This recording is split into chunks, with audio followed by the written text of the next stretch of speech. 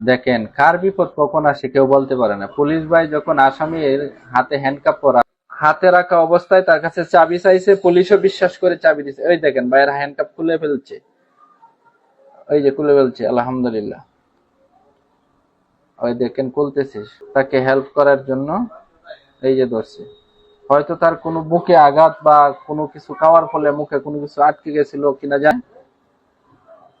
ওই গাড়ির দিকে আস্তে আস্তে আনতেছে যাতে গাড়িটার উপরে রাখতে পারে, সম্ভব না হয় আসামি সে অবস্থায় এভাবে পড়ে রয়েছে, অন্য আসামি হলে চাবি নিয়ে হাত করা খুলে চলেও যেতে পারতো। দেখতে থাকুন ভিডিওটা, কেউ স্কিপ করবেন না। এই দেখেন আবার জাকি দিছে। ওই ভাইটা আপ্রাণ চেষ্টা করতেছে তাকে স্বাভাবিক করার জন্য।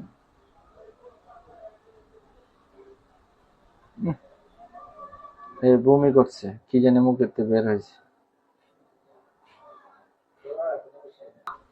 তাকে টানা হেঁচড়া করতে করতে আবার হাতে দিল, যে বলতেছে যে হাত করা পরিয়ে নেও আমাকে।